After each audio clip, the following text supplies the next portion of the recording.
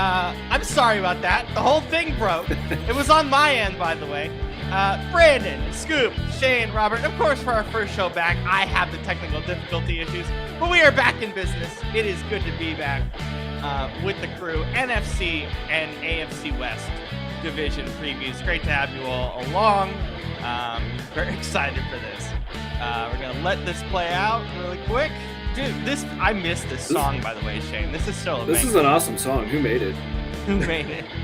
Yeah, pat yourself on the back some more. As I always said, Brandon Furtado, Scoop, Shane, and myself, Robert, back at it again. Scoop, how do you say your last name again? Is it Woodhams or Woodhams? I always forget. No, it is Woodhams. Woodhams. Shane Hansen and Robert Solisi here with you. Good to be back. Guys, how was your World Cup break? That's basically what we did. It's still stressful. I mean, we still did shows. So, wasn't much of a break. But you know what, though? It does feel good to be back doing just strictly football again. That's what feels good. Yeah, definitely. Shane, for you, I know we did a bunch of wiffle ball, AWA wiffle ball. Go check us out. We got a game tomorrow. Yeah, and I've been, I've just been working out a bunch of kids at the school for baseball and football. They just reach out and they're like, hey, any coaches that can come work out and whatever. And since I'm a teacher, I don't have anything going on in the summer. I'm like, yeah, I'll be there, which has been great because our incoming freshman class is really good for both sports. So from what I've seen, they look so good. I'm excited to help out for them this year. It's gonna be sick. Yeah, I mean, last week I worked out an incoming freshman shortstop who was throwing 88 from short to first. I remember you mentioning that in the group chat. Is he one of the top MLB prospects going into the year? Correct? Is that the right I don't think now, but he probably will be later on. I mean, maybe, I don't know. Yeah. I mean, these days. But yeah, so that's exciting. I mean, this day and age, they're recruiting those guys and talking to those guys when they still got placenta on them. So it's like. Nikki says football season. It is very good to be back with the crew. Scoop, you're going to be here with us this week, and then I'm going to give you stuff to do on our various Instagram pages because you are going to Italia. Yes. How excited are you to be in one of Shane's favorite places? I'm fired up. It's a trip that we've wanted to take for literally probably a decade. To finally get to do it for the first time, it's going to be a lot of fun. Yeah, so good luck with the trip. Have a great time. We will miss you for the next month, but get as much rest as you can before the season starts. And we'll begin next month. I ain't gonna be here. I ain't gonna be there for a month. I'll be there for 9 days. 9 days. Well, still. So you'll be here for the second half of the previews. I'll make sure to save the NFC East for when you come back because I know that. Thank you. I don't want to lose that. So we'll kind of mix up the schedule a little bit. All right, so I'm going to put up the Seattle Seahawks. Shane, the reason we're starting with them, Super Bowl champions, what's the likelihood that they repeat in 2026? Not high. I mean, I want to be optimistic and say, yeah, they'll be back, but it doesn't matter how good your team is. It's so hard to repeat. I mean, we only see it once every 20 years for a reason. Are they still going to be a great team? Yeah, absolutely. But Super Bowl champions, I don't think I'm going there. First of all, what do I like? I mean, I like all the firepower they have on offense. You got JSN, top 3 receiver in the league. And then Cooper Kupp, stable veteran guy. And then you got Rashid Shaheed and Torrey Horton coming back, who are absolute speedsters. And then, are we going to see more of Elijah Arroyo? I mean, hopefully, Arroyo, however you pronounce it. Arroyo, yeah. And AJ Barner, I like Barner. He's not like a top tier tight end by any means, but for what they do, I think he's solid. And then defensively, I mean, they're obviously stacked. they have, in my opinion, the best interior D line in the league with, Williams, Reed, Murphy, um, and they just have dudes everywhere. I am a little concerned about their third corner spot, because I mean, obviously, as you can see there, they have Eamon Ward listed as nickel, but as we know, they kind of put them all over the place. Right. We talked about him moving around a lot last year. That was one of our big talking points for why they won the title.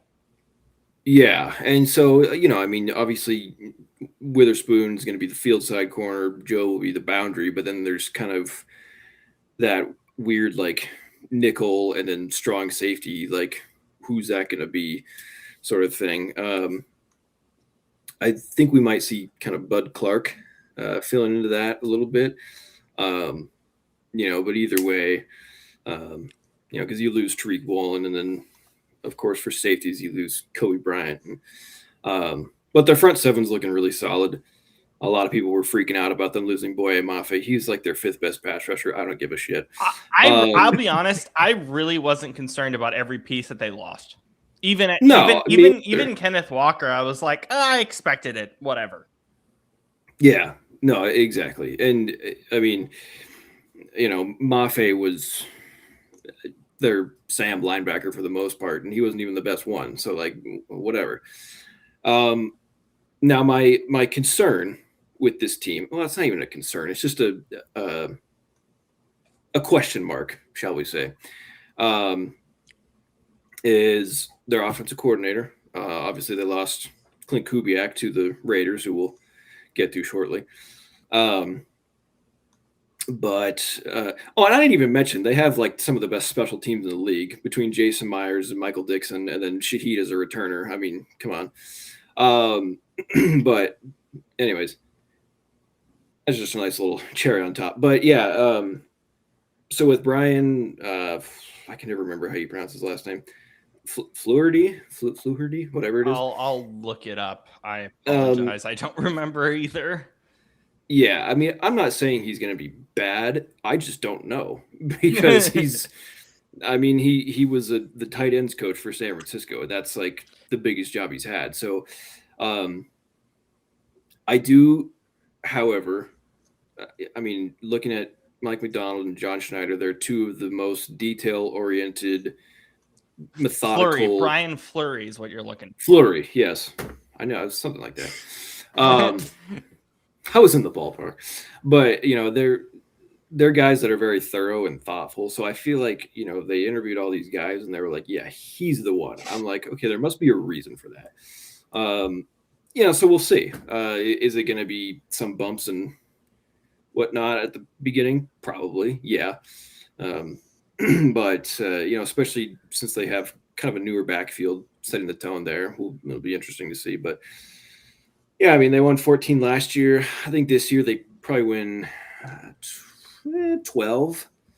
I think that's. We'll get to over-unders later. There's a little tease. I thought we were doing that right now. No, not yet.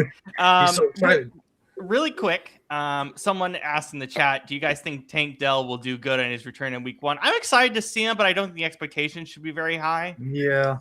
So yeah. I think that's pretty basic there to say. I am curious to see what Dell has left in the tank.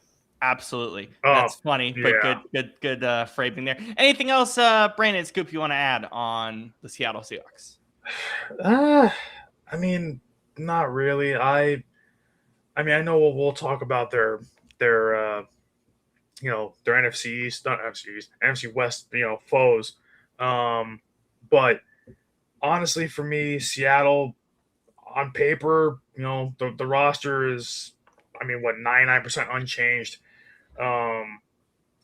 Still have a lot of guys returning from last year's team. That's hard to do when you win a Super Bowl. Usually, a lot of guys will leave, a lot of guys get poached, what have you. I think they'll be fine. It's just a matter of what obviously you get out of their. Listen, for any Cardinals fans listening, we'll get to you later, but we're not taking you seriously. How many? I'll do over under 3 minutes on the Arizona Cardinals. I don't think we're going to talk about them much at all. Yeah. I So- don't care, genuinely. Yeah, so Cardinals aside, Niners and Rams and Seahawks. That's your kind of your big that's your big three. Those are the ones that are going to be beating the crap out of each other all year. But I mean, I like it. I just whenever you change OCs though, as we know, as a lot of teams know, it's never easy to kind of redo repeat what you did. So. And it's not going to look the same anyway because every OC has their own different. It might even if you do the same kinds of, if you have the same kinds of concepts, same kinds of scheming and things like that. There are still little wrinkles and little sprinkles of things that change. So you gotta see how it all kind of fits together. My big question mark is, can Sam Darnold do it again? Can he do it again? Because we said last year that even at times it didn't look great. But they eventually rode his success and the whole team's success to a Super Bowl. So can he do it again? Can he solidify himself as one of those? Really, could he potentially be a top 10 quarterback if it all kind of plays out well next year?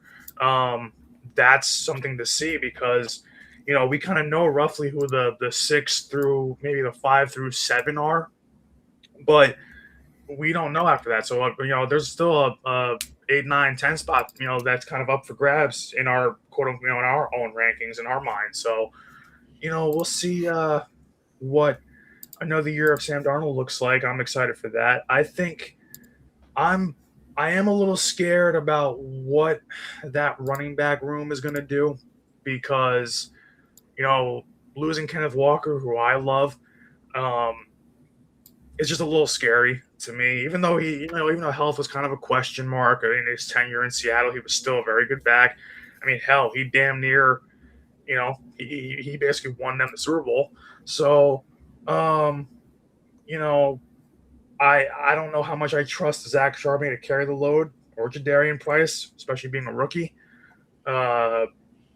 But overall, that roster to me still looks good. There's still plenty of veterans. Like Shane said, JSN still a top 3 receiver in the NFL, and that's only going to continue, barring injuries. So, defense, I still like what's there.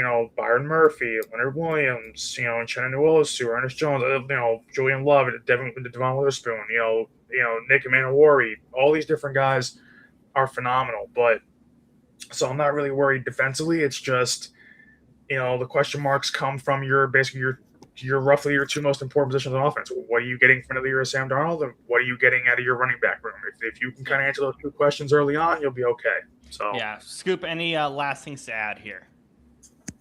The only thing I would add on top of that is, I think some of that's going to come down to the play of the O-line.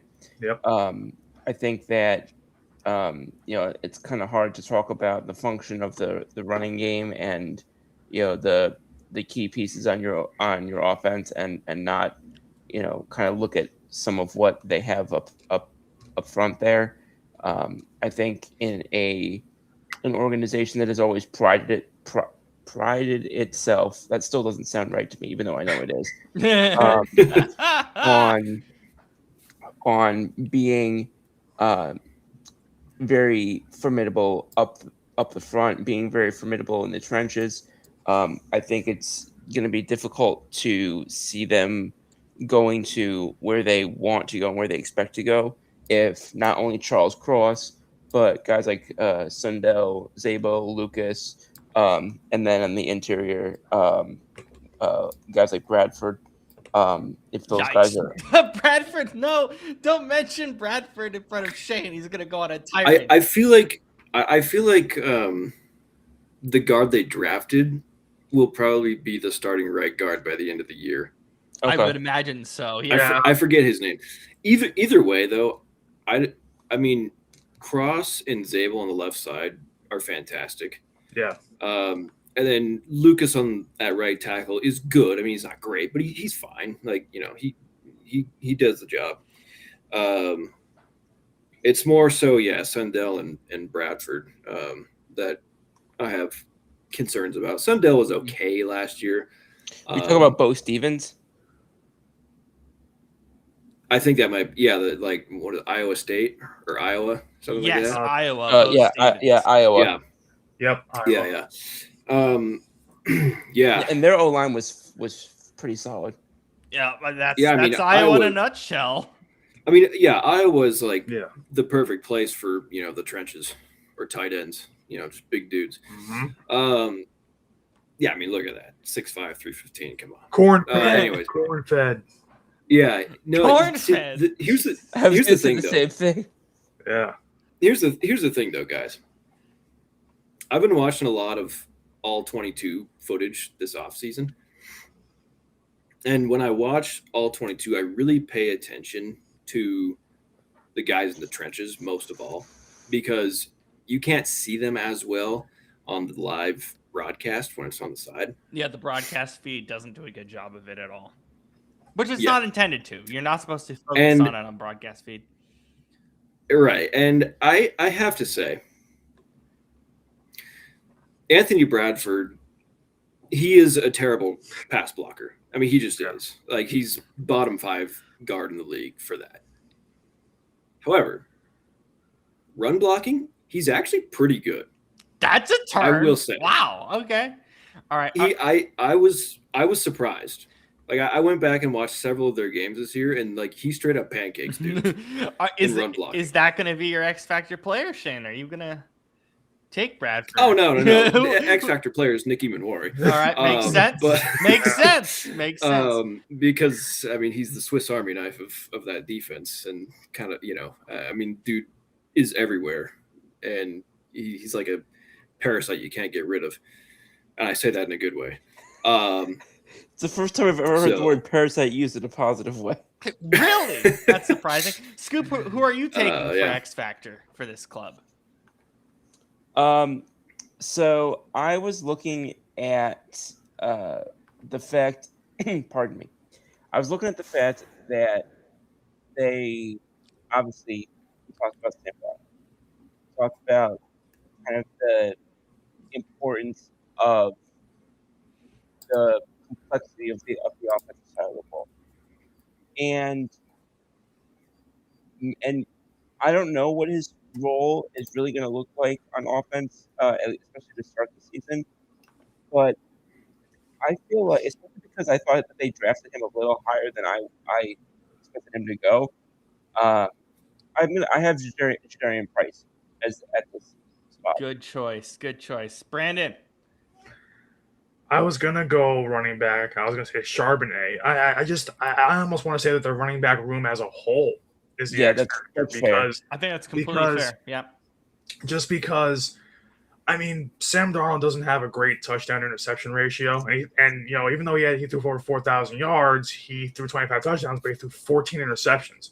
So, you don't want, and that's with Kenneth Walker in that backfield last year. So, if you don't have a running game and you're going to ask him to throw even more than what he kind of did last year, and he threw a lot last year, I don't know how they could repeat, since obviously that's the goal, but it's going to have to be how effective is that running back room, and by extension, the O-line blocking for them. Because if you don't have that explosiveness out of the backfield, you're just going to ask Sam Darnold to drop back, freaking 40 times a game. I don't think so. So, I think that almost has to be the kind of the X factor, because if you get, Zach Charbonnet is okay. I don't think he can be that RB1 that Kenneth Walker was. I almost feel like that running back room this year is going to be a running back by committee. So, that's my X factor. Just one of them has to take the reins, and at least one of them has to be explosive and do damage, because if you don't, it's going to be a long year asking Sam Darnold to throw the ball a lot. So yeah, absolutely. Charbonnet is going to be out mid-season as we currently stand here in July 28th and 29th. We don't totally know. I don't think. Yeah, I'm gonna go Michael Dixon. I know it's stupid, but listen, he I love it. He is one of the biggest reasons that they won the Super Bowl last year, because the amount of times this offense would struggle with Sam Darnold flip the field, right? It seems like the most ridiculous thing on the planet to just say, oh yeah, the punter. He's the best punter in the NFL. Why do you say it doesn't, Scoop? Because it does kind of on the surface feel kind of crazy to pick a punter, but why do you feel that it isn't? On the surface, but if you know below the surface, you know what Michael Dixon was in special teams last year. So I mean, I'm not answering this question on the surface, and I'm looking at it as I think that special teams, looking at teams that have good punters or just good punters themselves, they become too often associated with, oh, you're a good punter and you're on a bad team. But I think that it added another dimension to what they were able to accomplish, and not only what they did with the ball, but the way that they were able to limit what you could do with the ball. And that was, I think, an understated factor for them this past year. All right, Scoop, I'm going to get you started on the Los Angeles Rams and the new member of the Rams in Myles Garrett. Go ahead. I mean, I'll just start off with him because that was my X factor. But I'll take it. As much as I would have loved to put my guy up there, I can't realistically say that I expect him to start this season. I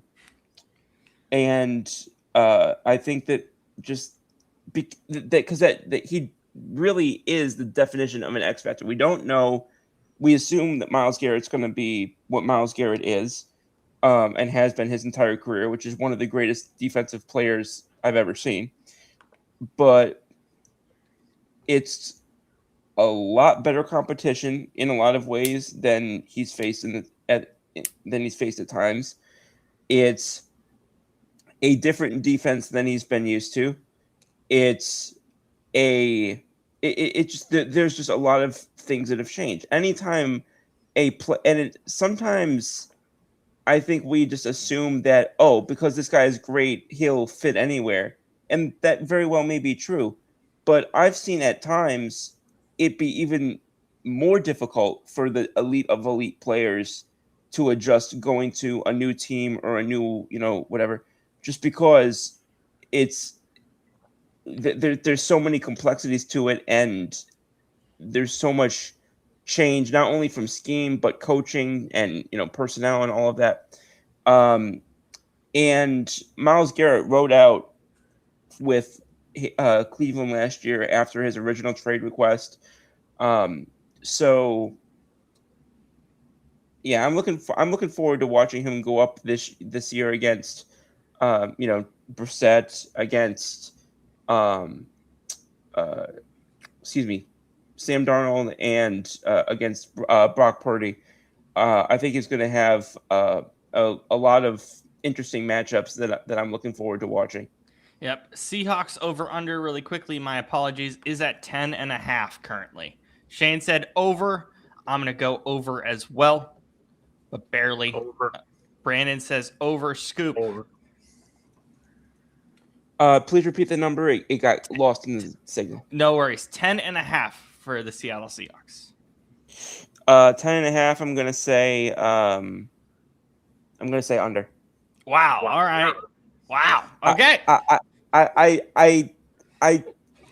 I need to see more. I need to see what Darnold can do in a follow-up year. He feels too lightning in a bottle for me right now. Totally fair. He's had back-to-back really good years. So I know he's had back-to-back really good. I know he's had back-to-back really good years, but I'm not far enough away from what I saw in New York and Carolina. That was years ago. It's somewhat fair. All right, Brandon, Rams. That was aggressive. Only a car that wouldn't start. Can my X factor be someone that's not technically on the team right now? Can I say Aaron Donald? Yeah. Yes, you can, because he will probably be on this roster. Are we sure though? They said 90%. 90%. I'm less convinced the further we go that he's actually going to be on the team. It's been well over a month and a half. Like, if he was coming back, I think he would have said something by now. He doesn't like training camp. Training camp just started. He's gonna wait. Who's to say he won't pull a Brandon Graham and just come back mid-season? too. Why would he come back mid-season when he can come back week 1? I think what's going to happen because is getting into game shape. That's the thing. Why would he come back week 1? I think he signs. I think he signs preseason week 3. I think he doesn't want to go to camp. He said that very clearly in years past. Like, he doesn't like training camp. He skips training camp altogether. He signs. He's ready to go in 2 weeks. Done. What's the reason for him to sign now? Just so he can be in camp? Why? He doesn't need to be in camp. Does he need to be in camp? No. That team is fine with or without him.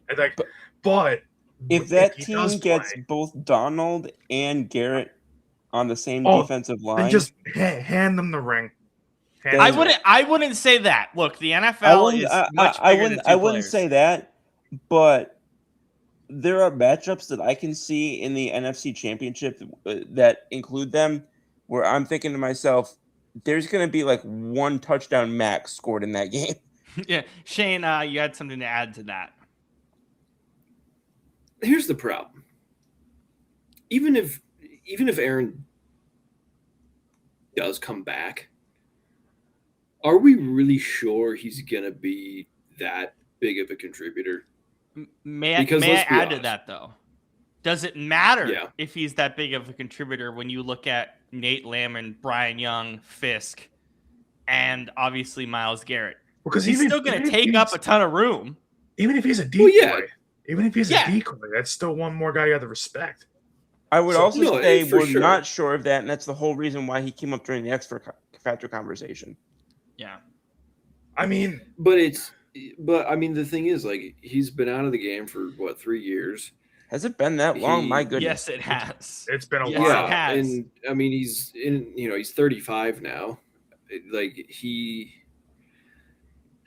I don't know. It's not like quarterback where you can take a few years off and just come back and look at Phillip Rivers. That's exactly who I thought you were talking about. Look at Phillip Rivers. Everyone's like, "Oh, it's so impressive!" I still thought he had a good year.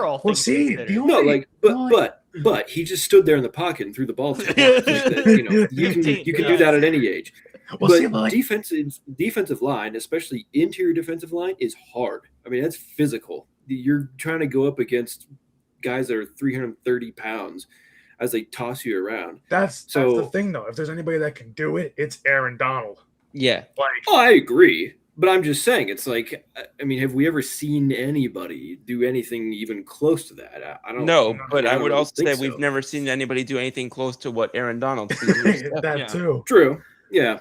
Well, that was a good X Factor pick because we just went nuts over that. I think that was a great X Factor. If we're debating it, I have another one in mind, but I'll wait till you guys say it. Shane, who do you have for X Factor on this range? I have Trent McDuffie. Thank you. There you go. Yeah. That was the other one. Yeah. Because corner was definitely the Rams' glaring weakness last year. Yep. And I'm looking at the roster right now, and it looks like they have Trent McDuffie as their boundary corner, which I think is kind of a mistake. But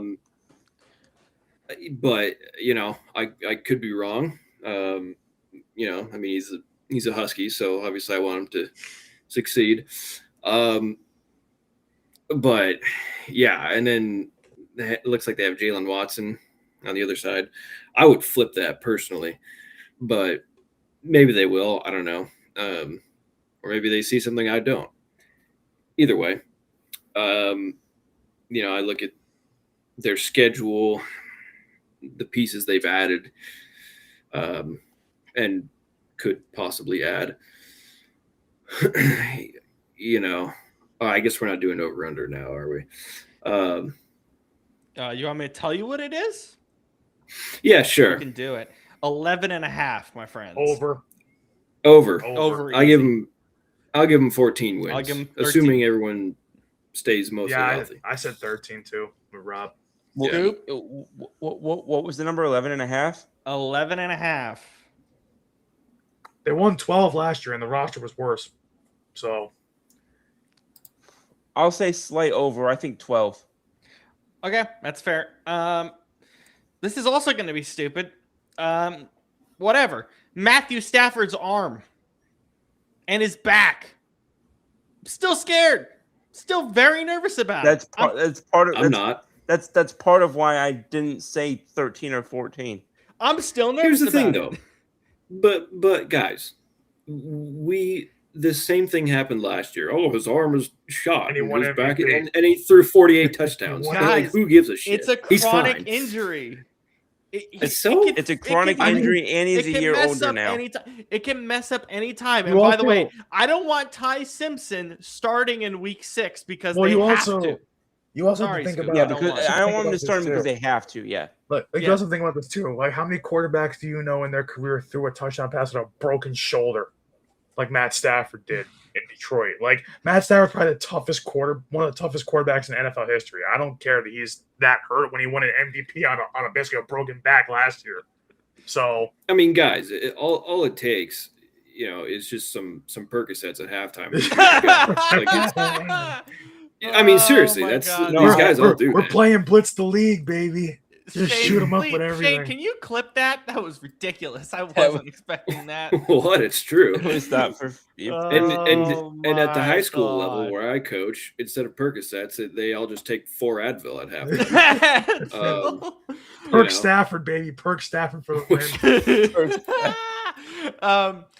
49ers. Okay, I feel bad for Shanahan, but also number Yeah. one in insider dumb 101. Stop hiding in. I maybe there's some HIPAA laws I don't know about, but stop hiding injuries for anybody. I have massive issues with that. And this goes to the topic of the 49ers, unfortunately, considering the awful circumstances. The main story with this team is always the injuries. And they picked up Mike Evans, who could still be injury prone. Pretty much everyone on this roster is injury prone. I don't think we need to do an X factor. It's pretty obvious. Brandon, it is the injuries. It is the substation. It's the It electric is substation. it's the substation. So I mean, how can it not be? I mean, yeah, man. I mean, look, even their guys who are, household names, they are all old. Nick Bosa old, Fred Warner getting old. Kittle old. Trent Williams old, Kyle Juszczyk getting old, Mike Evans old. Kittle always hurt, getting old. It's a lot of just old and injured. It's a lot of retirement home on this team. Now listen, last year, even with the injuries, they won 12 games, but they also had a cupcake schedule that helped them out. So, I need to see what their actual schedule is this year. I didn't look at it yet, but I mean, that's a lot of injuries, and it's just, it's a lot of big names. It's Kittle, it's Bosa, it's Michael Williams. You got guys like a Greenlaw, like a Fred Warner, who have had significant injuries over the last few years. So it's Christian McCaffrey's not immune to them, even though he's somehow gotten healthier in the last couple seasons than we're used to seeing. Hell, even Brock Purdy's been dinged up here and there. So, it's just this team is held together with duct tape. And right now, so is Kyle Shanahan physically. I hope he's doing well, all jokes aside. But still, it's true. This whole entire team from top down is being held together by duct tape. So, when you play Seattle twice a year and with this Rams roster twice a year, I don't think they can win 12 games again. I don't see it. Over under for them is 10.5. Under. Under. Oh, I'm probably going, Slight, under. but Slight. slight under. I think they. Oh crap! Do 3 teams in this division make the playoffs, or do they just beat each other to treads? Because that's the honest question here. Seattle and LA should make the playoffs. It's just a matter if the Niners stay healthy enough and if the substation affects their opponents more than it affects them. I feel like they probably I feel like they probably don't because, yeah, I mean, LA, Seattle, they'll be in unless something crazy happens. And then I'm just thinking about the other divisions. I mean, we're probably only going to see one team from the South. I imagine we'll see, Philly and then either New York or Dallas make it. And then in the North, probably 2 teams from there. So 3 teams could make it out of the North too. So yeah. Here's a schedule for the audio listeners as Brandon talked about their schedule. Rams, in Melbourne. Dolphins, Cards, Broncos, Seahawks, Commanders, Falcons, bye week, Raiders, Cowboys, Vikings in Mexico City, Seahawks again, Giants, Rams, Chargers, Chiefs, Eagles, and Cardinals. that's not a walk in the park. No. Not at all. Why do they have 2 international games? That's kind of bullshit. Luckily, it's Mexico. It's not. Yeah, but still. I don't care. Screw the Niners. I mean, is there anything more to add here other than concern for the injuries? Scoop, Shane, anything more? No, I mean, they're called the San Francisco 49 IRs for a reason. IR. I don't know. I mean, this is like the one team that I really don't know what to do with because, we've always said, like, if they're healthy, they're great. If they're not, they suck. But then last year it was 53 Sam Bradfords. But last year, Bradford. but last Bradford. Where did that come last from? year though they weren't. They're talented, healthy. but you don't know if they're actually real. Well, but then last year though they weren't healthy, but they still won 12 games. So I'm kind of like, I mean, this year it's like if they won 11 games, I wouldn't be shocked. Or if they won 5 games, I also wouldn't be shocked. A lot of that was their schedule last year, wasn't it? Just how easy it was. I mean, to an extent, somewhat, yeah. but I don't know.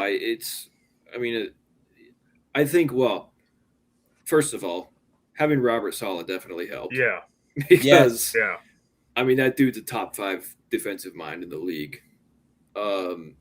He go. And then obviously, Shanahan, we know how good he can be. So, and despite the injuries all over the place, Purdy was still mostly healthy when they needed him to be. So that was helpful.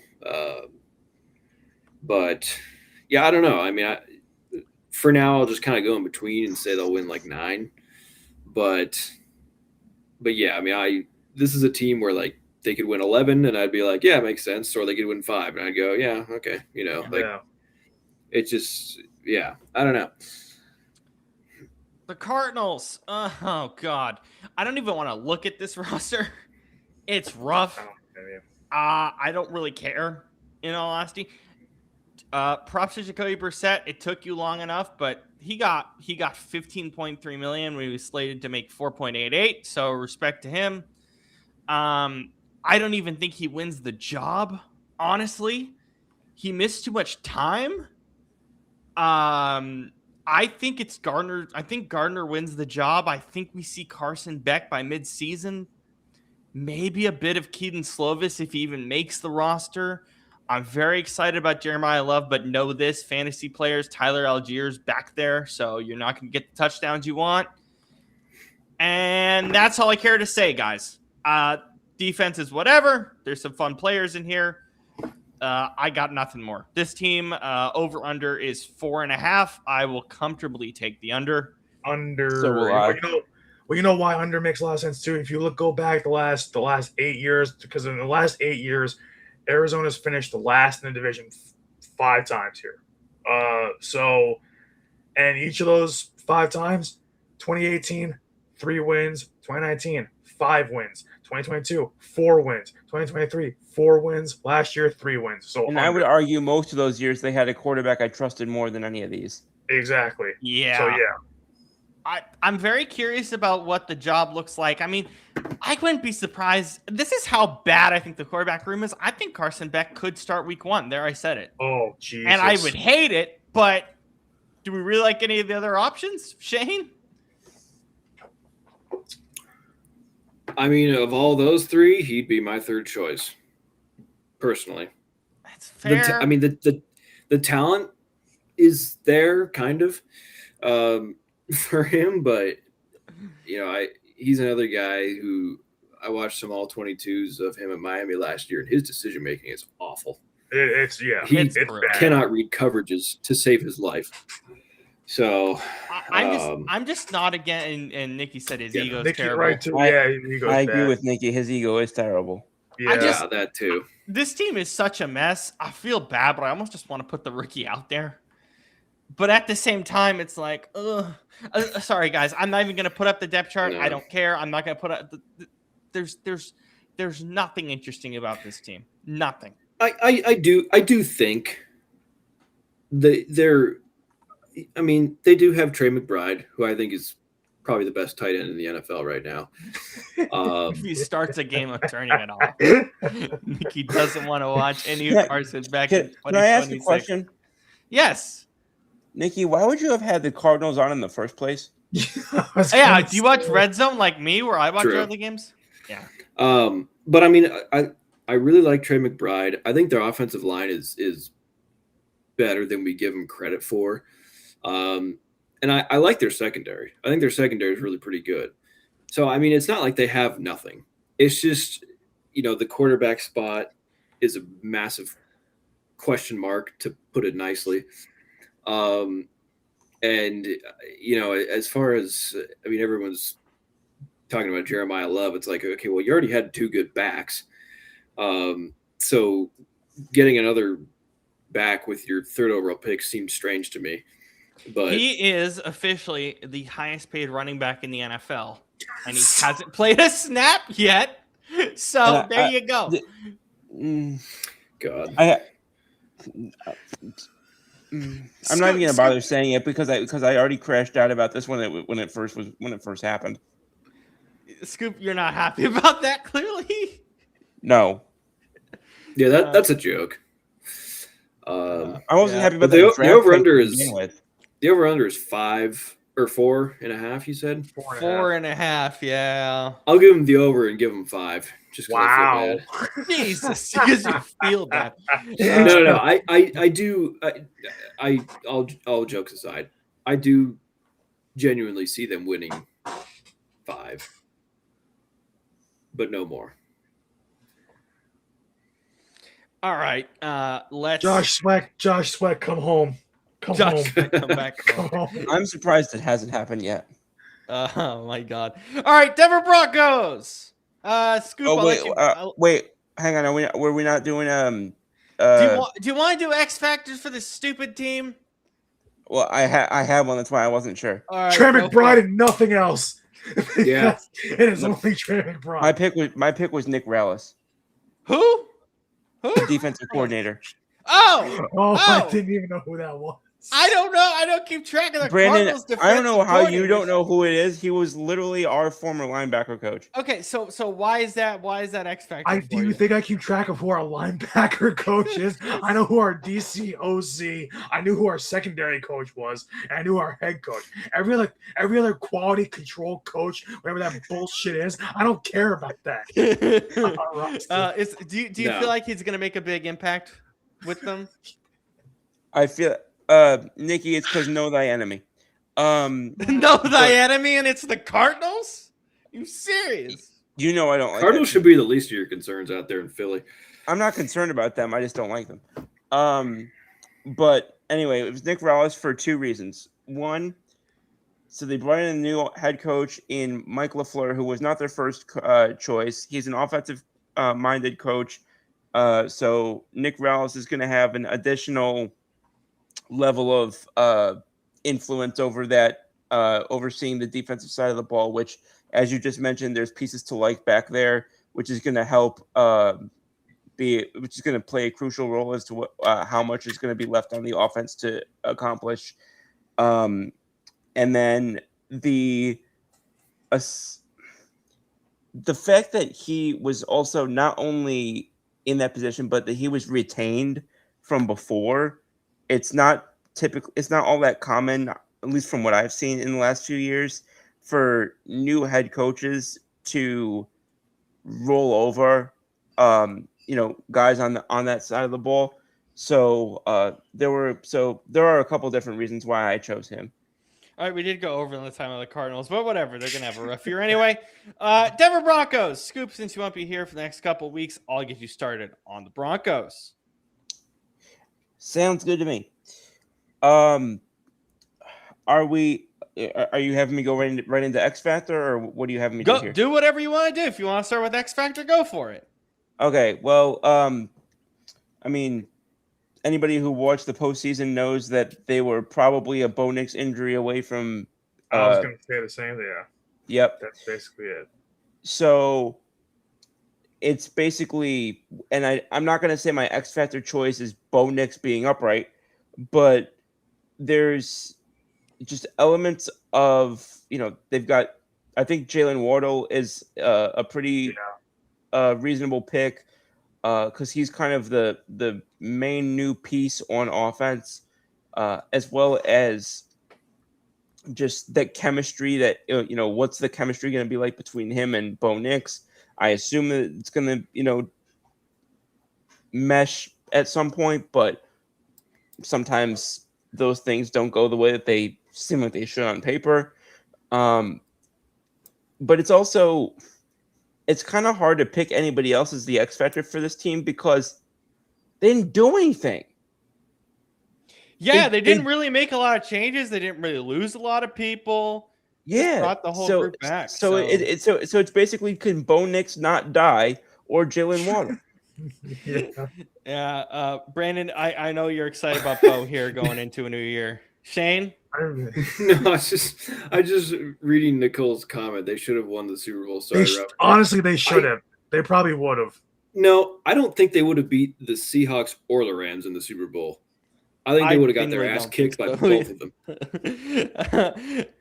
No, I agree with you, Shane. Anyways. Brandon, Bo Nix, another year of your listen, you guys are Seahawks fans. Of course you would say that. But Sam Darnold... No, Sam said Darnold that about the Rams. But Sam Darnold against the Patriots defense, who is just literally the only thing they have back there is Christian Gonzalez, or Sam Darnold against the best defense in the NFL last year, which was Denver. Or one of the best. Are you still excited about their defense? I still love their defense. Nikki, you can't call anybody biased. I just saw you make a prediction that Dallas was going to win the Super Bowl. Hey, and I complimented the Rams. You know how hard that is for me. Oh, yeah, I know. But it's honestly my X factor is Bo Nix's ankle. It just is because honestly they would have at least made this. I still think they would have won the whole thing with him healthy. I think it would have been very defensive like it was anyway between the Patriots and Seahawks, but definitely would have been closer. It would have been a lot closer. But it's just, it really just comes down to that. They seemed like the team of destiny last year, and for it to be just taken away from a brutal injury is bad. But yeah, when you don't really make any change, the only thing I'm scared about is usually teams that run it back with the exact same roster. 9 times out of 10 doesn't end well. So I know that they trust their guys. I know a lot of these guys are in their prime, so I'm okay with them running it back. It's not like we saw in the NFC East with the Commanders running it back, and we knew their roster was 75,000 years old. So it's that's so. It is what it is. But I just, there's not much you can say. It really just comes down to Bo Nix's health. Everybody. Defensively, we know what they are. Alex Singleton fills that linebacker role for them nicely. Has always been a real solid linebacker throughout his entire career. Scoop and I know that. But Zach Allen, Riley Moss, Funga, PS2. It's a great secondary. It's really a great secondary, and it's a great front seven. It's one of the best defenses in football. I don't know. I mean, it's just, it's Bo Nix's ankle. I mean, just the more I keep looking at the roster, I'm like, yeah, that's the only thing to me that it could be that I can see. It's just, and I get the Jalen Waddle concern too, because even though Jalen Waddle's great, he's never healthy. So, I mean, we'll see, but I don't know. I think that's really it. What's their over under, by the way? Over under for I got this off Bleacher Report, by the way. I'll probably use different sites depending on the weeks. Their over under is 9.5. What? Over? I'm smashing the over on that one. I told you it was gonna get weird. I told you. What drugs were they taking when they bet on that? Not yet. No, I told you. Wait. I told you it was gonna be weird. I told you. 14 games. I may actually roster. And then the Chiefs over under is probably going to be like 13.5. Oh my god! I'll let you know what it is right now. Their over under is 10.5. Kansas City Chiefs. Brandon fell out of his chair. Can I? Oh my gosh, that's I will so dumb. limbo underneath that over. Okay. First, wait, let's finish with the Broncos. Hold on. Let's just go through quickly. So Denver is 9.5. You guys say over, okay? Let's just do it Over really quick. clearly. Chargers 9.5. Over slightly. Oh yeah, I'll go 10 wins. Scoop. We'll get to Dallas in like 3 weeks. Nikki, I apologize. We're gonna do this in order. I'd say 11. All right. Chiefs 10.5. I'm smashing the under. Oh, under. Have fun. Under. Down. I give them Kansas 8. City Chiefs. I think they'll be lucky to get to. I think they'll be lucky to get How? to 9. I think they'll get 6. How can anybody watch with that roster? That's why I said lucky to get to 9. Yeah. Like, how can anybody watch what that team was last year? Between another regressing year of Mahomes, between the injuries, between literally Travis Kelce literally degrading in front of our eyes. Like, hey, married bump. We got 2 guys with a married bump here. He's also like 36 years old.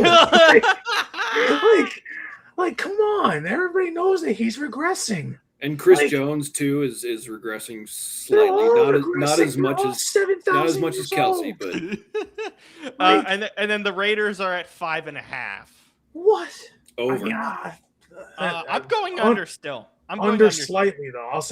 I'll give them. Listen, they won 3 last year. They won 4 the year before that. They have a better roster this year, but I'm gonna say under slightly. I'll give them 5. Scoop. I'll give them 5.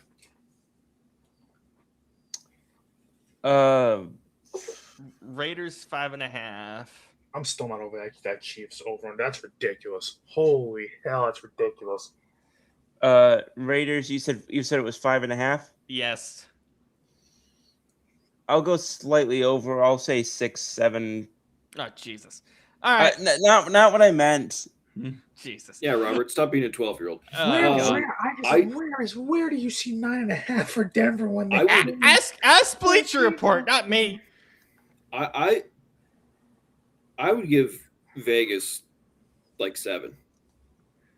I do think. I mean, this is one of the most improved rosters this offseason. Let me ask you a question. Let me ask you a question on Denver first. The stash memo. Jesus. Nikki. This isn't a Top Gun movie, all right? We're doing Top Gun next week, by the way. Top Gun 1. You have a week to grow it out. Now she's going to cancel everything she has next week to make sure she sees that. Now Shane's checking it, making sure Shane has to grow it out. I'll grow it out. Yeah. I'm gonna shave this week. Look, you know? I'm gonna shave this week anyway. That's Top Gun. There we go. No, All right. You have to at least keep the mustache because we're doing Top Gun. Keep the mustache one more week. Okay, no, fine. I won't shave for another couple weeks then. What the? I'm not saying a couple weeks. I'm just saying. No. Guys. Everybody, just come back with a mustache, and that's it. I will look horrible. It's just for one show. It's fine. Oh God, no. All right, Bro, you literally didn't you come on with like an animal head last year? A mustache will be Yes, fine. but that's different. That's okay. Anyway, let me ask you a question on the Broncos first, Shane, and then we can go on actually to the Raiders. I All right, know we're ready. this isn't Sean Payton's usually MO, but I still want to ask you the question. Do you think Sean Payton makes any changes to his playbook this year? Do you think he makes any like fundamental changes? I know it's something that we don't normally see for him, but He needs to. I mean, a little bit. I think, and the first, well, there's really two signs that we're seeing with that. First of all, he's handing over play calling duties to his offensive coordinator, which is really interesting. But also going and getting Jalen Waddle. You know, I mean, when you look at Sean Payton's track record, he really has never had like a true speedy Z receiver like that. So, you know, the fact that he went out to go get him, that tells me he wants to stretch the field vertically a little more. You know, which is not something he typically does. He's more of a guy that stretches it horizontally, right? So, so it'll be interesting. I mean, I'm very curious to see, you know, how it plays out. But yeah, I mean, I think as long as Bo Nix can stay healthy, I mean, yeah, I don't see why they wouldn't win 12, 13 games. Yeah. Raiders, I will just quickly mention ESPN has Kirk Cousins slated as the starter. They are currently in a competition right now, so just bear that in mind. Of course, this is updated as of 9:20 p.m. Pacific time on 7/28. So just bear that in mind. Shane, what excites you about this Raiders right roster? now.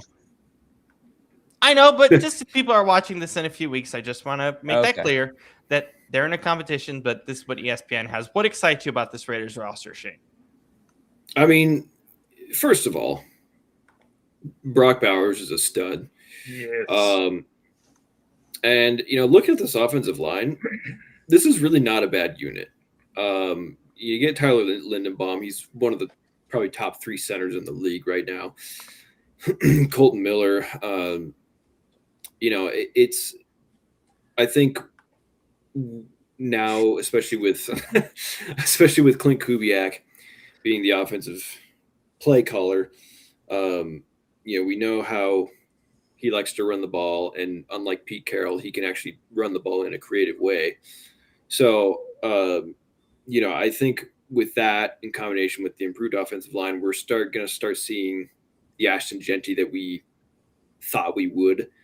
You know, and as for defense, you know, you have Max Crosby, who's obviously a stud. Nakobe Dean, Quay Walker. That linebacker room is the part that I really like. That's a massive upgrade. And Eric Stokes and Jeremy Chin, that's a solid addition as well for their secondary. You know, are they going to be amazing? No, because there's definitely still holes.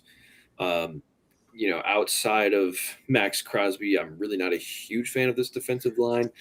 And there are still definitely some question marks you know, in the secondary and the receivers, you know, cross your fingers. And of course, you know, the big, oh my God, this receiving core is rough. Trey Tucker, Jalen Naylor, Jack Bash, and a bunch of yikes. Okay. I mean, of all the positions where you can overcome a weaker group, wide receiver is the one where you can do that. But you know, when you have Kirk Cousins and unproven Fernando Mendoza as your quarterbacks, it makes it a little trickier. So, you know, so I think 7 wins. They're not going to be great this year, but I think, especially if Mendoza does turn out to be good, and if Kubiak is a solid head coach, we don't know because he's never been one. If they get those 2 things right, they are definitely on the right track, I think. Are you for saying the their future. offensive line? Excuse me, Shane. Are you saying their offensive line is your main X factor, or are you more excited about the linebacker core? Yeah, I'm gonna. I'll say Tyler Lindenbaum. Because uh, the interior offensive line is really what sets the tone for the run game, and I think they're going to lean on that quite a bit for obvious reasons. So yeah, just can he get in there and change the temperature of the room a little bit, and make an impact. Yeah, Brandon, what say you? See, the one thing that worries me with Kirk Cousins is like, through all the years, like he can compile stats, but like, but it's like a lot over the years it was, F it, Terry McLaurin's down there somewhere, or F it, Justin Jefferson's down there somewhere. Like, so now what is it this year? F it, Trey Tucker's down there somewhere? I don't think so. Mostly Brock, Brock I would Bowers. guess. Yeah, but it's like, Brock Bowers like gonna catch these 5-yard like, in breaking routes, and they're just gonna run the offense that way. Like, that's why I don't know. Jeremy Chinn's down there. Oh wait, wait a minute. No, God, but like, so I think it's gonna be interesting to see, like, because Kirk Cousins can sling it, but he's slinging it to a bunch of Uber drivers. So like, it's Wait, JC Star plays there now? it's like, yeah, it's like, it's like this isn't going to be, Perk Thuggins like it was in Atlanta, or it's not, or Kirk O'Chains. Yeah, it's not. You like that? Do you like it? I mean, I listen. We're not going to see that. The Kirk Cousins can put up numbers, but it's going to be rough doing it when it's like, Brock Bowers, we need you to catch 20 passes a game. So like, I don't know. I mean, I want to like the fact that they drafted one of my guys, Malik Benson, but that's not going to help them. You know what's funny, and my X factor, and this actually will make sense when I say it, even though I will be called a homer for this, Nakobe Dean. I don't think it's a homer pick. I think it's completely fair. I think that's reasonable. Because when he was in Philadelphia, and Vic Fangio said this about him, that even though Zach Bond had the green dot, Nakobe Dean was also a green dot guy. Either one of them could have had it. So Nakobe Dean being a signal caller of that defense is important. And if he's not healthy, then it changes things a lot for that defense. If he is healthy, we've seen what it is, in Philadelphia when he wasn't healthy, how much they missed him. And then the second he came back on the field last year, how much of a difference he made defensively. So, I mean, this is why he earned the nickname Bullet Bill. Like it's just shooting the gaps and taking down running backs, quarterbacks, anything that moves, basically. So, like, I really think if he's healthy, it changes. Because Max Crosby's Max Crosby. And Quay Walker's great. Jeremy Chinn's there, Eric Stokes, what have you. But for a signal caller of your defense, for your linebacker room, your green dot guy, to be Nakobe Dean, it's so important because he changes so many things when he's on a football field that I think that, and I mean, with how rough that wide receiver room is and how much they're going to have to try to get going offensively and how they might, it's going to be some growing pains, they're going to need the defense to step up, and he'd be the main focal point, I feel like, besides Max Crosby. So I think he's the X factor for sure, at least in my eyes. Yeah. What do you have for X Factor Scoop? You said that we can include non-players, right? Yeah, you can do whatever you want. I think it has to be Clint Kubiak for me, just cause not been a head coach, being paired with a very highly regarded number 1 overall pick quarterback, going in with this kind of interesting mix of unheralded young talent, but also established kind of back 9 vets. So I think seeing how he meshes that not only on the field, but as a cohesive kind of chemistry, I think is going to. Plus, also, it can't be overstated the fact that this team makes Cleveland look like the home for stability for head coaches. the rotating revolving door of coaching in Las Vegas, going back to their time in Oakland, spins faster than at any airport or hotel in America. Oh my God. All right. Well, will Justin Herbert get the engagement bump, Brandon, or are we going to see the Chargers continue to charge her? By the way, congrats to Madison Beer and Justin Herbert. Yeah, But Madison go Beer was Stop going living to the be my life X that I want, Justin. Stop. I already love you for your time at Oregon. And now I love you for who you're marrying. But I mean, listen, Justin Herbert will always put up the stats no matter what. It's just, I mean, it really is just, can he stop playing hero ball at the worst times? And he just doesn't do that, at least not yet. So we'll see. I mean, I expect him, to kind of have a similar year to what he's always been having. That's just who he is. I expect better than last year, though, just because I feel like they found something in Quentin Johnston last year. Lab McConkey's Lab McConkey.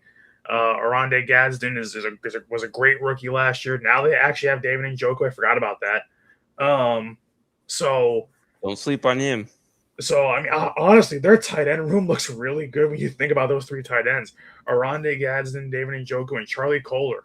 That's actually a pretty decent. Charlie, they paid a good amount of money, Brandon, for Charlie Kohler. The reason why was they just love his blocking, and it was very important to them.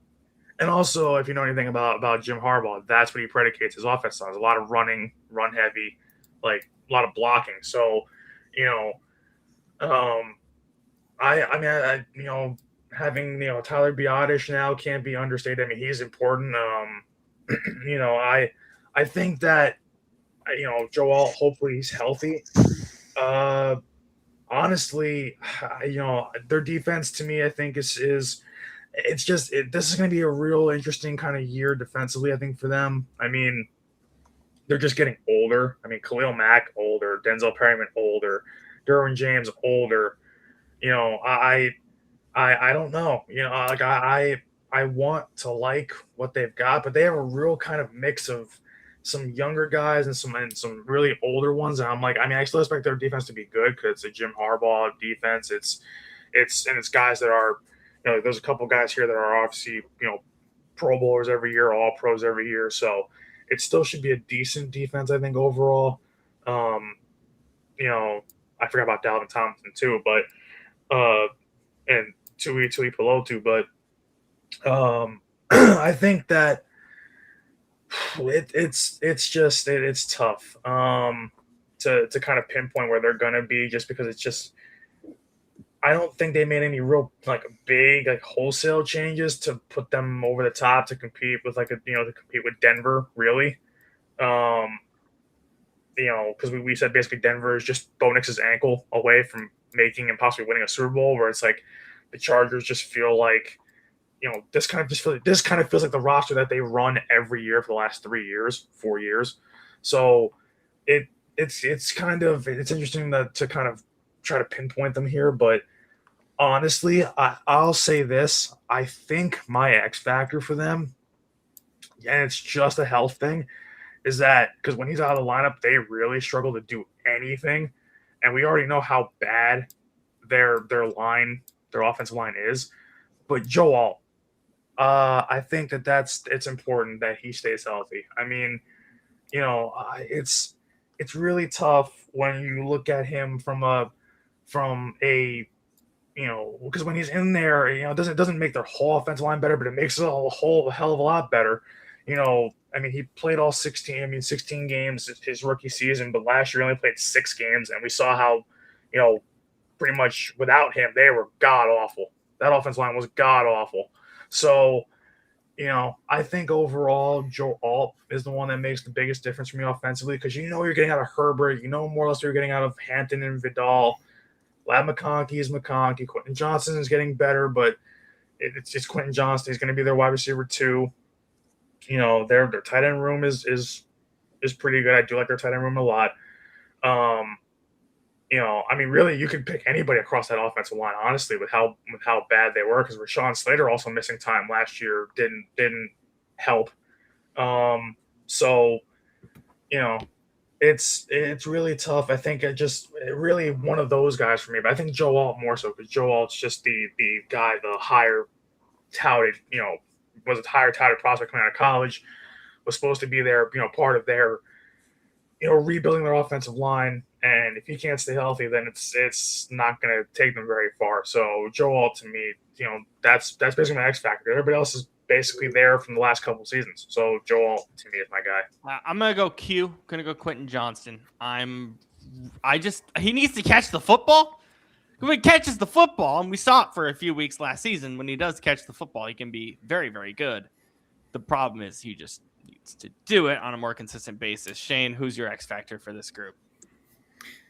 The Chargers are interesting because they have 2 new coordinators this year. On one side of the ball, you have, well, for offense, I mean, there's Mike McDaniel, who, of course, was the head coach for Miami last year. And Jim Harbaugh and Mike McDaniel is an odd pairing, to say the least.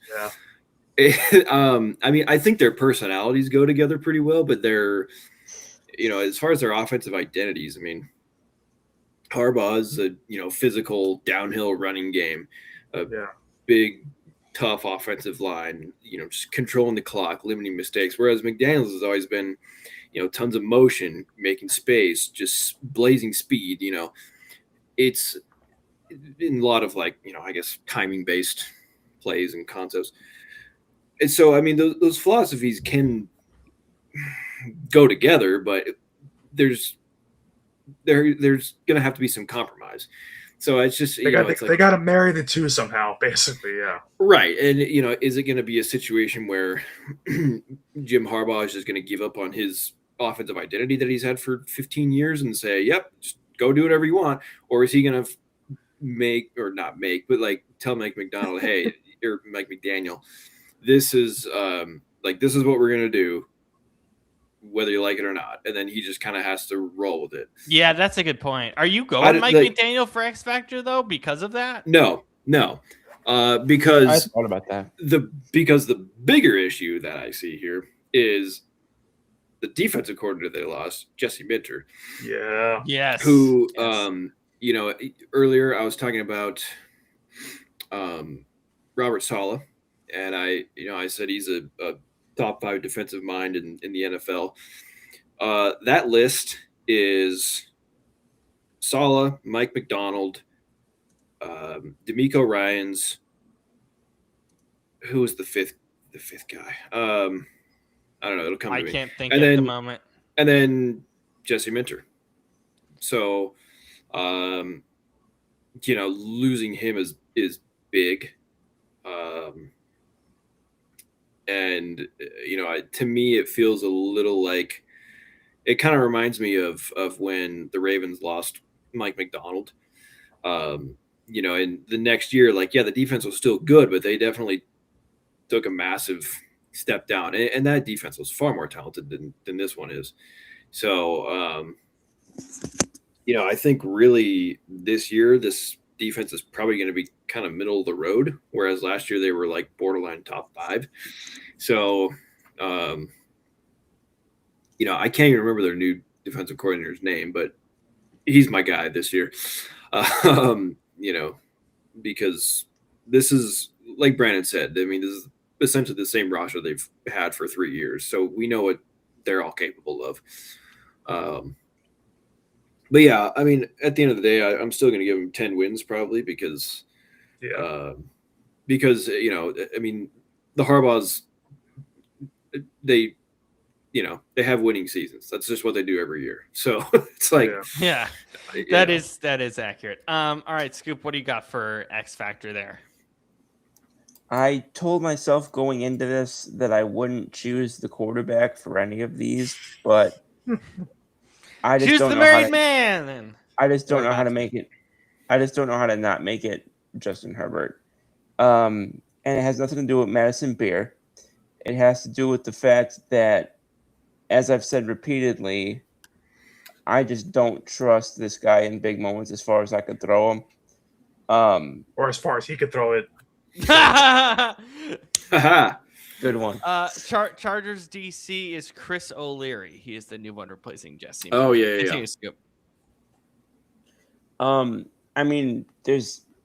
could expand upon that until the cows come home, but there's just there's an element to his prototype or archetype, whatever you want to say, that is just not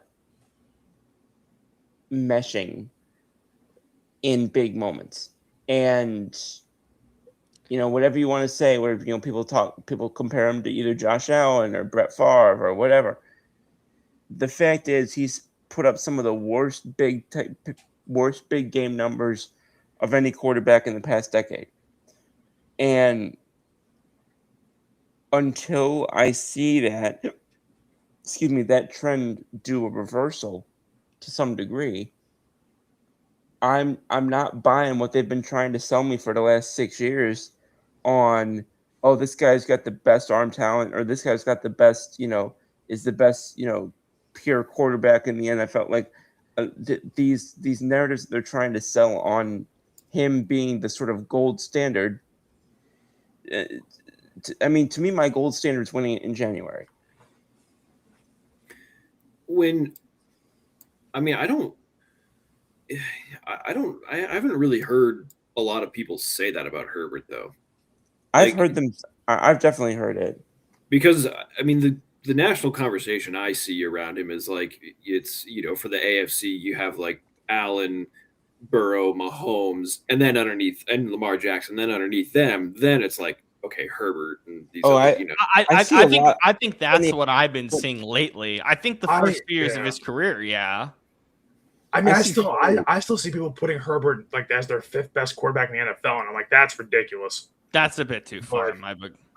I see people put him even higher than that. I see people put him right with Allen and Mahomes and I'm just like, did I miss two postseasons somewhere along? I have him 11th, I believe. Yeah, that's about right. Yeah, which is about 11. But I don't know. In my totally legit unofficial quarterback ranking. All right, Kansas City Chiefs. Let's do one question for this team. Just one question I gotta ask: is Patrick Mahomes clearly past his prime, regardless of the injury? That's also part of the conversation. But is he clearly past his prime, and is this team past their prime at this moment? Like, what's the even more? I'll extend the question even more. You can answer it however you wish. What's the percentage likelihood that this team finishes last in the division? Because I think it's higher than people might say. So I guess two-parter. You can answer whichever the other day. I know, Scoop. You said that the other day, and that made me think of extending this question. So props to you, because I think both are genuine questions. Is Mahomes past his prime, and what's the percentage chance that this team finishes last in the division? Because I generally think it's as realistic as it's ever been. I could throw maybe a 60% clip on it. I think, yes, I do think Mahomes is past his prime. However, we see a lot of quarterbacks, especially lately, have a second prime, like in their mid to late 30s. Yeah. When, the physical ability goes, which I think his clearly has, not entirely, obviously, but not like he was, right? But then they get to that point at the end of their career where, it's like everything's just start clicking. They have amazing receivers, they have whatever, and mentally the game just slows way down for them because they've been in the league for so long and this is what we're seeing with Stafford right now. It's what happened with Aaron Rodgers. Like, around 2019. It's what happened with Brady when he went down to Tampa. Like, you know, and it's like they have almost this second wind. So could I see that happening to Mahomes later on in his career? Yeah. But this crazy prime that he had at the beginning of his career, no, that's over. Yeah. You know, I think it's been over for about 2 years, to be honest with you. I would go as far as 3, probably. It's not the worst case. No, I wouldn't. No, I wouldn't go that far because he did. I mean, he did win 2 Super Bowls and went to a third in that time. So, Oh yeah, that's fair. Far ahead, but yeah. But yes, I although I would argue, and I think most would argue, that the defense really pretty much carried them to those games for the most part. Right. So, you know, and then in the last one, I mean, he had his ass whooped. So,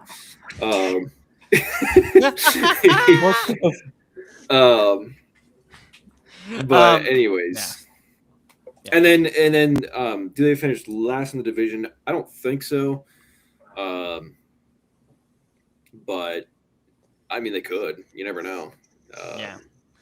Yeah. Scoop, do you think they finished last in division? Yes. Oh, okay. What makes you say that? I think the 3 teams ahead of them are going to finish better, but I think that the difference between them and Dream River 1410, I think I know what that means. But I just don't see a scenario where, first of all, I don't see a scenario where they match up to Denver. I think just on pure paper alone, I think Los Angeles can hold their own over them. And then when it comes down, by the way, and then when it comes down to Vegas versus them, there always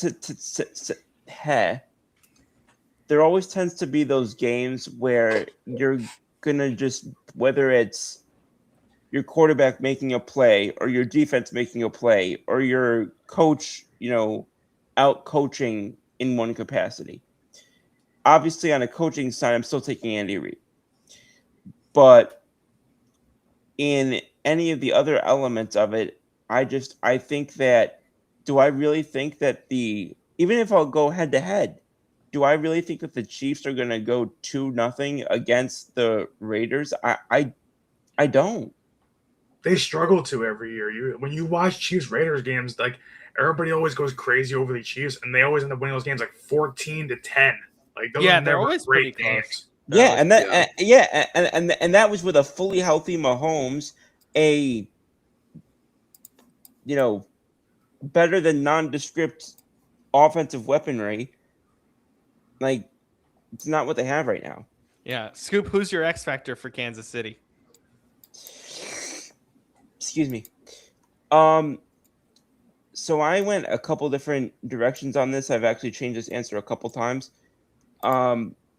But I think the guy that I'm going to go with is just based off of the importance of keeping him healthy. I think I'm going to go with Josh Simmons, the offensive tackle. I like that. Brandon, what say you? Do you think they could finish last in the division? Do you have a percentage on that possibility? And who's your X factor? Well, you know what? First, I might put my thinking cap on. Why is your ego, bro? We're not gonna get to them in a few weeks because we beat the crap out of them in the Super Bowl. It was a year ago, dude. I do not care. Who cares? This is when, like, the ego in me comes out on, like, F the Chiefs, but yeah, finally shut up all the Swifties. Thank God. We did the world a service. You're welcome, America. I don't care how long ago it was. You're welcome, America. Brandon? But I don't care. Get that crap off the screen. Yeah, we know. But so I had to do that just for jokes. But Because the Eagles fan of me is like, oh, screw Patrick Mahomes, he's finished, he's washed, all all this, that, and the other thing. But this can go one of two ways. So you guys heard me. Well, you and Scoop heard me say this on What's the Scoop and things like that the last couple weeks. But I always said that when you have some of the greatest pitchers ever of our generation or any generation, when they have to kind of reinvent themselves later in their career, whether it's going from a power pitcher to a finesse pitcher, or mixing in different pitches as they get later in their career, instead of just throwing 2 or 3 different pitches. The same thing can happen for a quarterback in the NFL, like Shane was alluding to. But so what made me kind of pause a little bit and think how this can go 2 ways here is Mahomes said, I don't know if it was yesterday or the day before, but Mahomes came out and said that, what contributed to the injury last year and also kind of what he's rethinking going forward is the use of his legs and running. And that could go one of 2 ways. Either he reinvents himself and he finds a second win because he has been regressing 2 or 3 of these last 2 or 3 years. So it could either be that he ends up reinventing himself and finds a different gear, or he decides to consciously take his legs out of the equation. But here's the problem: Mahomes is at his best when he's extending the plays and throwing the ball sidearm and things like that. So I want to see how it's going to affect him coming off of a serious injury. How much of his legs is he going to take out of the equation? So, because it could literally, he could find a whole different side to his game, or he could just fall apart. It's one or the other. There's no in the middle. So, I lean towards somebody like him with his talent and his skill set to kind of be more of the former and, find it. Yeah, Patrick, regressing in February. But I think that as long as he's healthy, and of course in his relationship with Big Red, I think that they can make magic no matter what they've got there. Tom Brady for years on the offensive side of the ball, he made a lot of guys look great that weren't that good. Same thing with Patrick Mahomes, doing a lot of the same for many, many years. So, I think that just we have to see what the reinvented quote unquote Patrick Mahomes looks like. But I think that, there's so many guys you can go on this team, believe it or not, for an X factor, just because you can throw out question marks like, what are you getting from an older Chris Jones? What are you getting in Travis Kelce's potentially what we think is going to be his last season? What do you get out of Mahomes health-wise? What do you get now with finally having a top 5 to 10 running back in Kenneth Walker, which you didn't have for years? So, what do you get out of Kenneth Walker? Does he stay healthy? Rashee Rice, does he stay away from jail? No, yeah. It's true. It's not inaccurate. It's not inaccurate. I'm not trying to make a joke, but it's true. Because when he is in the lineup, the team does fare better. Xavier Worthy. We always talk about speed guys. What's the first thing that goes on them? Is their speed. So Xavier Worthy, he was banged up a little bit last year. So is he healthy? So it's like are you thinking about the receiving core as much as the health for you in terms of X factor? Kinda, just because, what does, if Rice can stay out of trouble and if Worthy can stay on the field, they can be okay, but it's a lot of speed that's there. And, these guys with just both of their issues on and off the field, it's like, I don't know what to expect because the rest of that wide receiver room is terrible. Their wide receiver 3 is Tyquan Thornton. They have a lot of speed on the field and behind the wheel. But Jesus. Yeah. All right. What do you have in mind, Brandon? What are you taking? Oh man. I mean, honestly, you know, you know what? I'm actually gonna go somewhere I didn't think I would go, Oh and gosh. because I do think it makes a difference. And we did talk about how they didn't need this coming into the draft. They went out and got it for a reason. They moved up in the draft, I believe, to get him, and it's so I'm gonna give it to a rookie. I'm gonna say your man Sword Delane.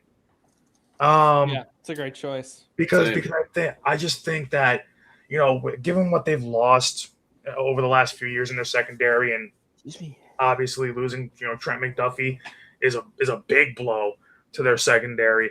You know, L'Jarius Sneed's older, so I don't think that that's really going to be, you know, they're not going to be leaning on him. You know, that he's going to be, you know, 30 in December. So I don't know if I don't know what to really expect of him. Or sorry, he's gonna be 30, or he just turned 29. Sorry, but he's getting towards 30, getting older, and I think that, you know, Mantor Delane, if they're gonna have a good year defensively, I mean, because like I said, Chris Jones regressing, you know, Nick Bolton's great.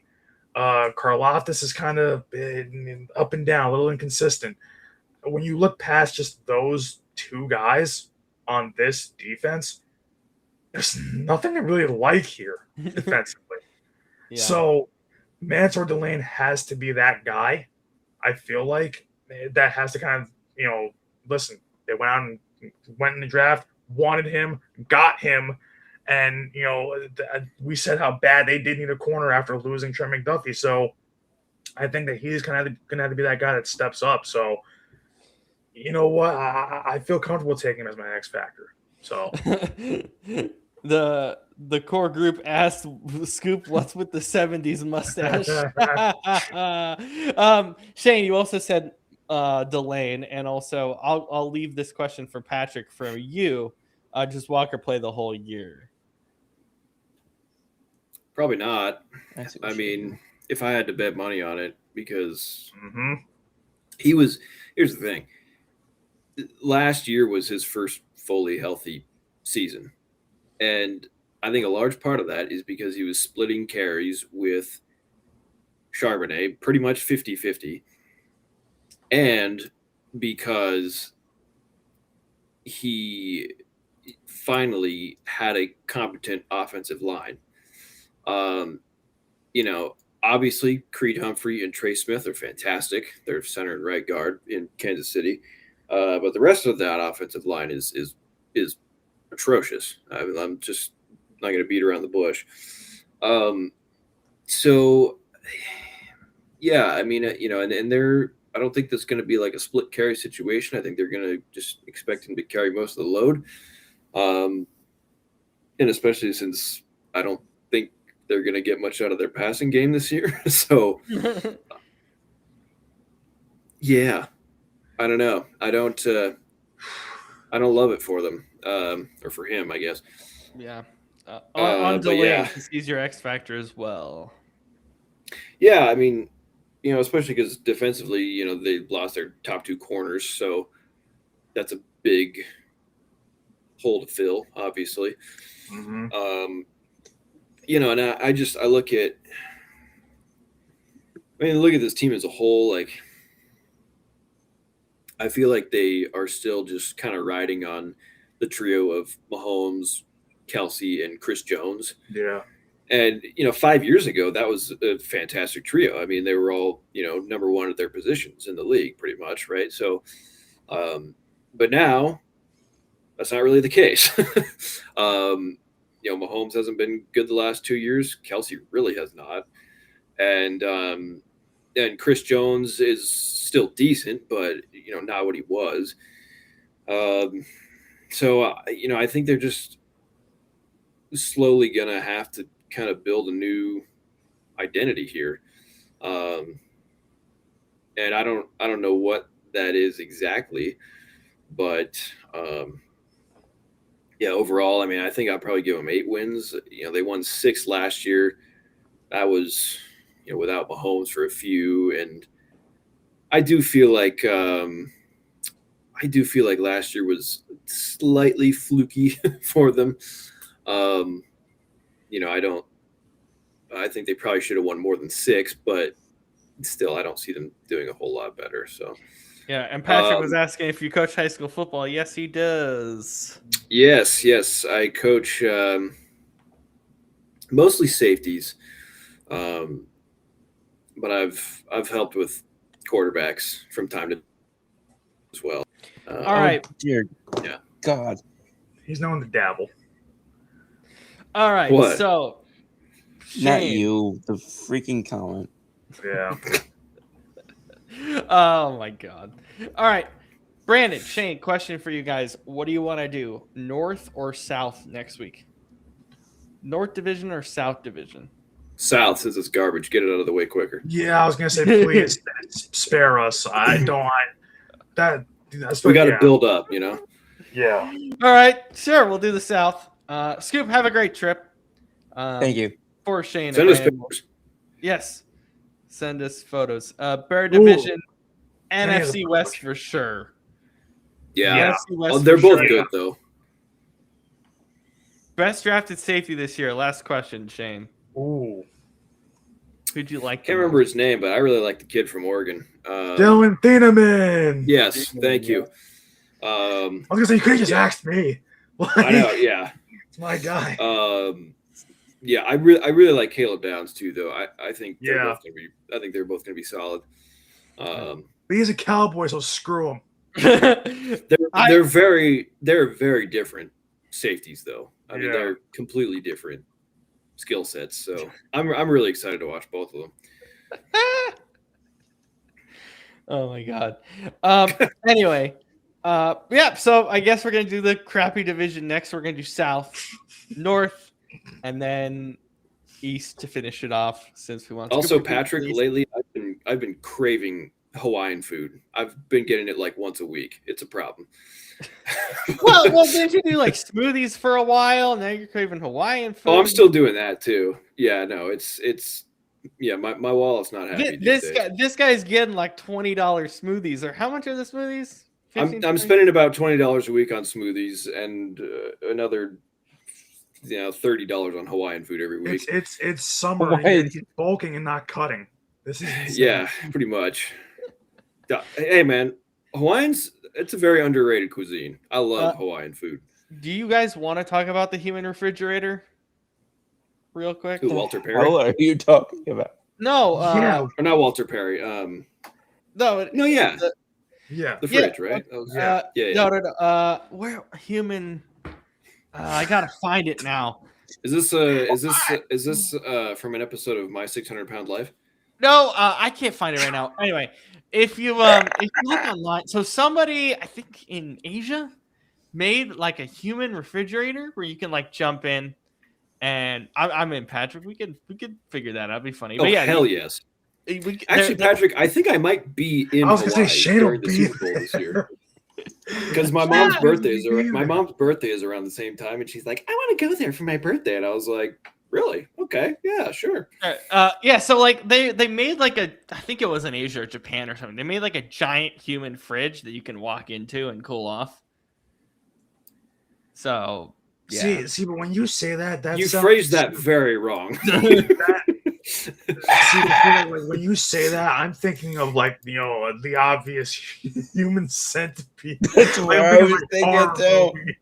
Yeah, like a human has a door in them, like in Like, the are we Dark just Knight cutting when he- people open? Yeah. Stick your head in here. Oh God. Oh, like the former Disney head. Yeah, Oh my God. Anyway, I'll that's take pretty you up much on that, Patrick. that's pretty much all we had for today. For Brandon, Shane, Scoop, and myself, Robert, we'll see you next week. I don't know what time or date yet. We'll figure it out. Very excited. Peace. See ya. Peace.